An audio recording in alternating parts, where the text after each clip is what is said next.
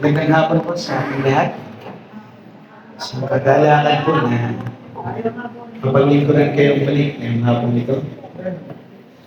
Tayo po muna yung nalangin bago tayo dumako sa pakikinig ng salita ng Diyos. Let's pray. Manaming Diyos na banal, Diyos na dakila, soberano sa lahat ng bagay. Panginoon, maraming salamat po muli sa panibagong pagkakataon, sa panibagong buhay na inyong pinagkaloob sa amin na kami ay malaya mapapapurihan sa sambayan ng inyong banal na pangalan ng hapon. Nawa, Panginoon, kailangan makita, kailangan maitaas, wala na pong iba.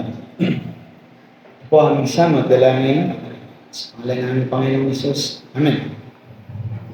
Noong June 19, 1865 po, ito yung date kung saan idineklara ng bansang Amerika na tapos ng slavery sa kanilang bansa.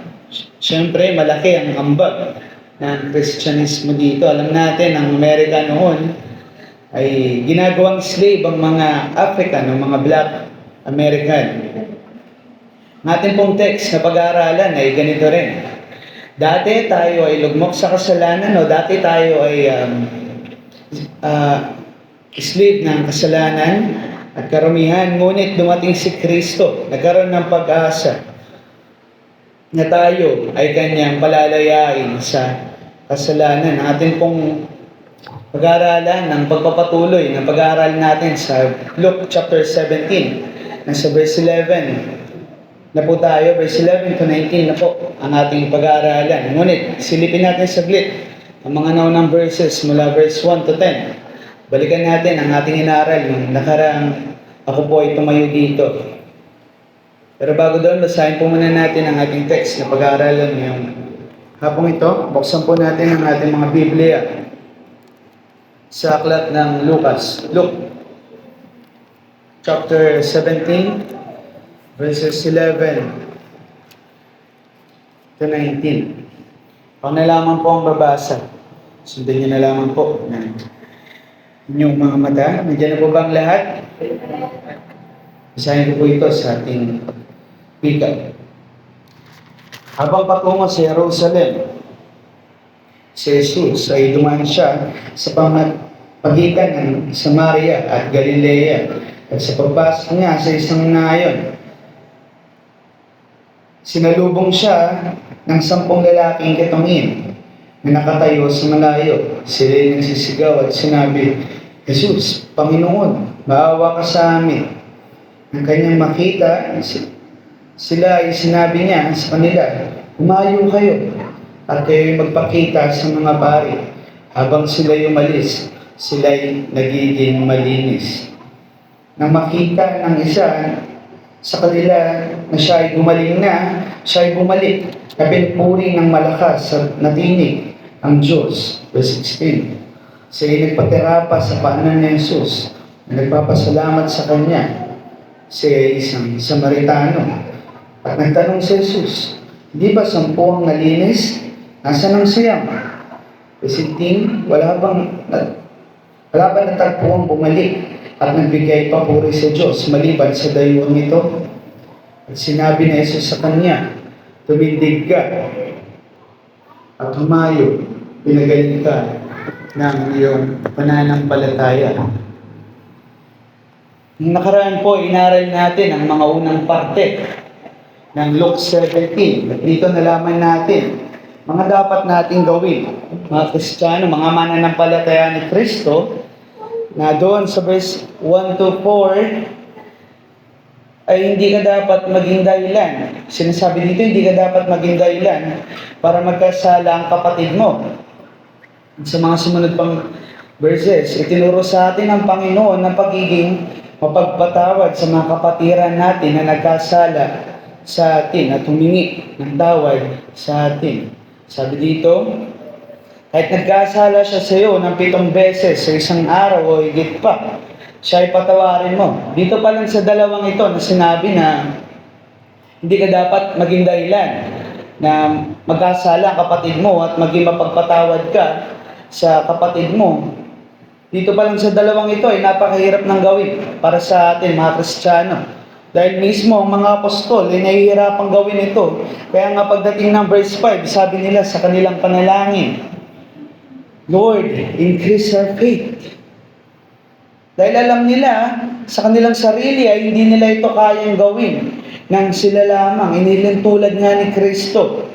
Ang ating mga pananampalataya sa mustard seed o napakaliit na buto.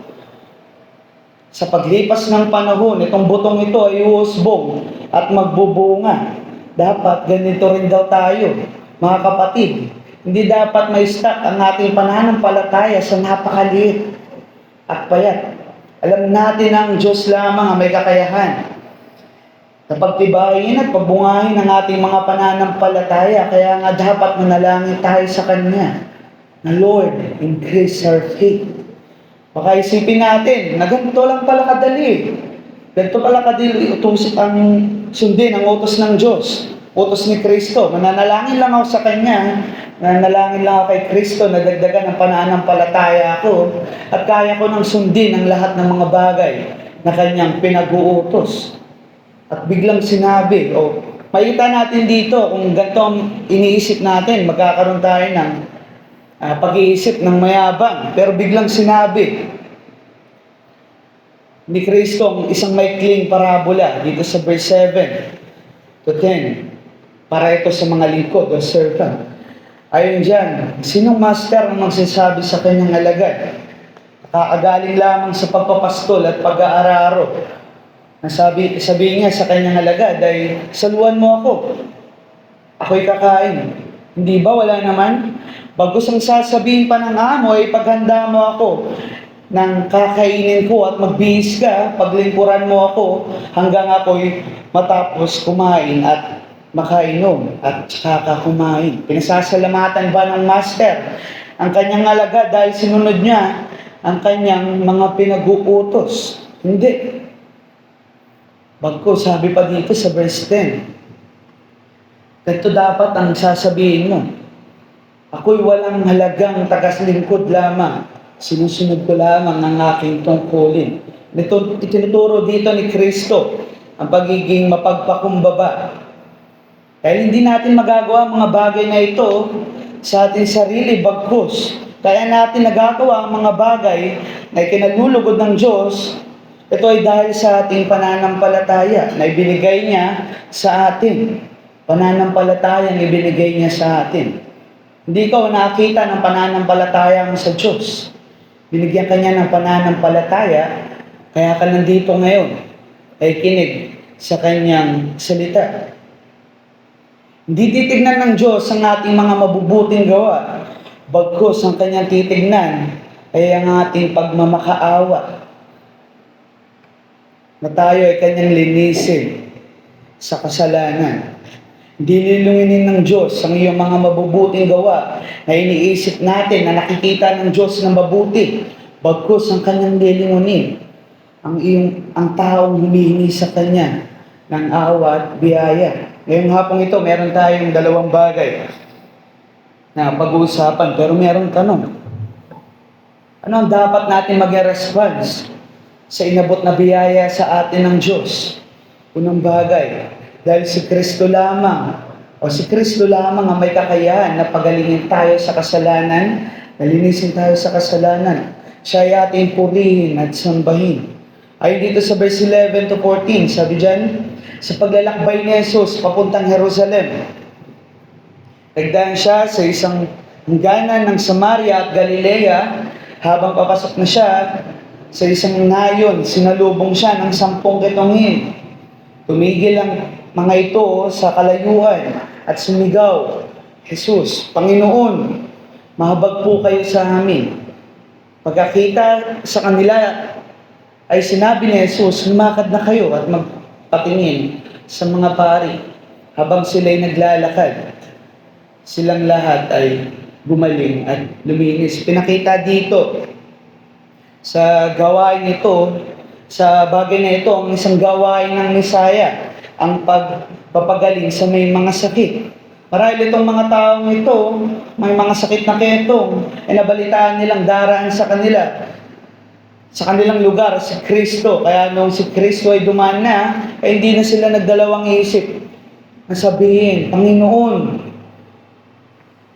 maawa kayo sa amin. Di nila sinabi na, Panginoon, pagalingin mo kami. Alam natin ang leprosy po na kanilang sakit o keto noong unang panahon ay walang lunas. Pero alam natin ngayon ay dahil sa advance ng mga teknolohiya at scientifico ay nagkaroon na ito ng gamot. Pero noon sa panahon nila Kristo, kapag meron kang ketong, ikaw ay kinikilalang madumi at pinarurusahan ng Diyos o cursed by God. Kaya nga, ang mga mayroong sakit na ito ay nilalayo sa mga tao. Meron lamang silang specific place na malayo sa kanilang pamilya at komunidad. Andun lamang sila, siguro, hanggang sila ay mamatay na. Ngunit itong 10 may mga sakit na ito ay nakatakdang pagalingin ng Diyos o ni Kristo noong araw na yun upang maipakita ng Diyos ang kanyang compassion o concern sa mga may sakit, dahil ito ay isang gawain ng Misaya, ang pagpapagaling. Kung may mga leprosy ito ay walang kayang ipagmalaki. Wala silang kayang ipangbayad kay Kristo para sila ipagalingin. Dahil sila mismo ay nahihirapan physically, dahil sa kanilang karamdaman, hindi lang physically, pati emotionally. Dahil bukod sa nahihirapan silang gawin ng mga bagay-bagay na normal na ginagawa ng mga tao, dahil sa kanilang karamdaman, imbis na sila ay maboost o imbis na suportahan na lamang sila sa pamamagitan ng pakikiramay ng pamilya o ibang tao, sila ay tinutuya pa. Isipin nyo, lalakad ka sa isang kalye, balot ka ng tela, sisigawan ka ng mga hindi mo kakilala, marumi, marumi, marumi. Isipin nyo na lang ang ganitong kalagayan ng mga taong ito. Halos patay na ang kanilang pisikal na katawan at nanghihina ang kanilang emosyonal. Malakas at higit sa lahat, ang kanilang spiritual na kalalagayan ay unti-unti nang bumabagsak. Dahil sila ay hindi pwede pumunta sa templo upang sumamba sa Diyos. Tinanggalan sila ng karapatan na sumamba sa ating Diyos. Ang kanilang kayang gawin na lamang ay umasa sa awa ng Diyos. Kaya nga nung nakita nila si Kristo, sinabi nila, Jesus, Panginoon, mahabag po kayo sa amin. Hindi nila sinabi na pagalingin mo ako, Panginoon, kundi mahabag po kayo sa amin. Siguro, iniisip na lamang ng mga taong ito ang kanilang kamatayan. Noong narinig nila na may magandang balita, mayroong isang nagngangalang Jesus, isang Misaya, na daraan sa kanilang lugar. Di na sila nagatubili na sabihin, Panginoon, mahabag po kayo sa amin. Alam nila na walang makikitang maganda sa kanila si Kristo, kundi ang nabubulok at maruming katawan lamang. Ngunit sila ay kinakabagan ni Kristo, sila ay tinignan ni Kristo.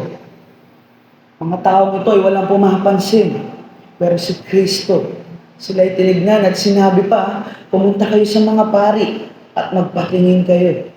Kaya pari, ang sinabi ni Kristo dito, na sinabi niya na pumunta kayo sa mga pari, bago sa mga pari. Sila po yung nagde-declare noong unang panahon na ikaw ay merong sakit. At sila rin ang may kakayahan na magsabi na wala ka ng sakit. At ikaw ay magaling na. At nung sinabi ito ni Kristo, agad lumakad ang 10 papunta sa mga pari upang ipakita na sila ay magaling na. Sinabi pa dito sa verse 14, na habang sila ay naglalakad, sila ay gumagaling at luminis. Ibig sabihin noon, sa kanilang paglalakad ay hindi agad sila gumaling at luminis. Pagkos ito ay sila ay gumaling at luminis habang sila ay papunta sa mga pari. Ang kanilang dala-dala lamang sa paglalakad habang nararamdaman nila ang kanilang balat pa ay merong sakit ay ang kanilang pananampalataya kay Kristo na nagsabi na kayo ay magaling na, pumunta kayo sa mga pari.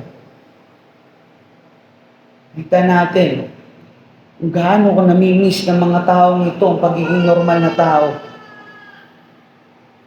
Paano sila makauwi sa kanilang pamilya? Di na nila iniisip kung ano sasabihin sa kanila ng ibang tao. Sila ay may sakit pa habang naglalakad, pero ang kanilang dala-dala Kaya ang pananampalataya na sila ay pinagaling na ni Kristo. Ito rin tayo. Tayong mga tinutukoy dito. Dahil tulad ang ating mga kasalanan sa ketong. Wala tayong magagawa sa ating sarili. Nakita ng Diyos na nangangailangan ka ng kanyang awat biyaya. Dininig ng Diyos ang daing mo. Kaya ka nandito ngayon at nakikinig ng mensahe niya ng kanyang awat biyaya. Ikaw ay kanyang kinahabagan. Hindi dahil marami kang gagawin na paglilingkod sa kanya in the future. Pagkus, ikaw ay kanyang kinahabagan dahil sa kanyang kaluluwalhati lamang. Kinahabagan ka ng Diyos dahil ikaw ay makasalanan at nangangailangan ng tagapagligtas. Sa madaling salita, tayo ay kinahabagan po ng Diyos dahil ito ay kanyang kalooban. Di natin ito kayang sagutin ang ating limitadong mga kaisipan kung bakit tayo kinahabagan ng Diyos. Pero alam natin, sapat na alam natin na si Kristo ay bumaba sa mundo ng mga makasalanan upang tubusin tayo sa ating mga pagkakasala. Di natin kayang isipin, bakit ako ang pinili ng Diyos? Bakit ako ang niligtas niya? Hindi na lang yung ibang tao. Di natin ito kayang sagutin ng tayo lang. Di natin kalibel ang Diyos. Noon lamang ang may kakayahan sagutin ang mga bagay na ito. Ang ating pangalawang punto, si Kristo nagbigay sa atin ng pananampalataya upang tayo ay maligtas, kaya't atin siyang purihin at sambahin. Ayon dito sa verse 15 to 19, sabi dito, nang mapuna na siya ay magaling na, nagbalik siyang sumisigaw ng papuri sa Diyos. Nagpatira pa siya sa paanan ni Jesus at nagpapasalamat. Ang tanong ay ito'y isang Samaritano. Hindi ba't 10 ang pinagaling? Tanong ni Jesus, nasaan ang siyam? Wala bang nagbalik upang magpuri sa Diyos, kundi ang dayuhang ito? Sinabi ni Jesus sa kanya, tumayo ka at umuwi. Pinagaling ka ng iyong pananampalataya. Kita natin kung gaano nagpapasalamat ay isang Samaritano o isang hintil sa ating Panginoon. Alam niya na hindi siya Hudyo, katulad ng siyam na umulis at pumunta sa mga pari. Nakikita natin dito sa verse 15, nung napuna niya na siya ay magaling na, siya ay bumalik kay Kristo upang sumigaw ng papuri sa Diyos. Nakita ng taong ito na alam ng taong ito na siya ay isang hentil. Baka isipin niya ay hindi ako Hudyo, baka bawiin ni Kristo ang kanyang ginawa sa akin, baka bigay niya ulit ng sakit. Kahit gaano pa neto kamis ang kanyang pamilya, kahit gaano pa siya nag-aalala sa gagawin sa kanya ni Kristo. Kahit sinabi pa ni Kristo na siya ay pumunta na sa mga pari at magsabi na siya ay magaling na. Wala na siyang sakit. Di niya iniisip ang mga ito, bagkus siya ay nagpasalamat at lumuhod sa paanan ni Kristo. Tingnan natin ang ating mga sarili. Tingnan natin ang ating mga sariling buhay sa mga taong ito. Ikaw ba ang siyam? O ikaw ba ay isa sa siyam na pinagaling at hindi nagpasalamat at nagpuri sa kadakilaan ni Kristo? Ikaw ang isang taong ito na gumaling at naligtas, nagpasalamat sa pagpupuri ni Kristo at nagpupuri kay Kristo. Nakita natin ang taong ito. Hindi niya iniisip na siya ay isang dayuhan. Hindi niya iniisip na hindi niya kalahi ang ating Panginoon. Kanyang iniisip ay pagpasalamat. Siya ay kinaawaan, siya ay kinahabagan ni Kristo. Siya ay pinagaling. Hindi lang basta pinagaling physically. Pagkos siya ay niligtas spiritually. Tayo mga nagsasabing niligtas ni Kristo, hindi tayo mawawala ng pasasalamat sa Diyos. Ang pasasalamat sa Kanya, napakaraming bagay ang ginawang mabuti sa atin ng Diyos. Dahil ang ating mismong buhay ay utang natin sa Kanya. Nagpasalamat tayo sa mga bagay na ating mga natatanggap, mga bagay na material, sa mga bagong bahay, bagong kotse, bagong motor. bagong cellphone, tayo nagpasalamat sa mga bagay na ito. Oo, tama yun. Maganda po yun. Pero tayong mga nagsasabi na naligtas ni Kristo, nagpasalamat ba tayo nung binuwis ni Kristo ang kanyang buhay sa krus ng Kalbaryo? Kung natin isipin na may nagawa tayong maganda o may magagawa tayong maganda, kaya tayo niligtas ni Kristo. Nakita niya lamang sa atin ay karumihan at ang pagmamakaawa at tayo ay malinis at maligtas. Sabi nga dito, di ba, sa Ephesians chapter 2, isa to sa mga favorite verse ko. Sabi dito, Ephesians 2:8, sapagkat dahil sa kagandahang loob ng Diyos, kayo ay naligtas sa pamamagitan ng pananampalataya. At ito'y kaloob ng Diyos, at hindi mula sa inyong mga sarili. Hindi ito bunga ng inyong mga gawa, kaya walang may pagmamalaki ang sino. Kita natin dito, wala kang may pagmamalaki. Walang nakitang maganda sa iyong Diyos. Kinaawaan ka niya dahil ito ay kanyang kalooban. Hindi kanya kinaawaan dahil nakikita niya na mabuting tao ka naman eh. Hindi kanya kinaawaan dahil may gagawin kang maganda pagdating sa future. Pagkos ito ay kanyang kinaawaan dahil ito ay kanyang kalooban. Kaya mo nagagawa mga bagay na ito. Kaya ka nakakapagsimba ngayon, lingkod ka sa ating Panginoon, nakakatulong ka sa mga ministeryo, sa iglesyang ito, dahil ito, sa ginawa ni Kristo. Ano yun? Ito yung pag-aalay niya ng kanyang buhay sa krus ng Kalbaryo. Pagka-automatic na lang sa atin ito eh. Kaya natin nagagawa ito, dahil tayo ay niligtas ni Kristo. Nating isipin ang ating mga ginawang sakripisyo sa ministeryo, na ito ay magbibigay sa atin ng pagpapalang material, bagkus ang ating isipin ay ang ating mga pagpapalang spiritual. Huwag mong isipin, kaya agagawa ng mga paglilinis ng chapel o pag-evangelism para pagpalain ka ng Diyos material, isipin mo, ito ay pagpapala ng Diyos sa iyo, spiritual.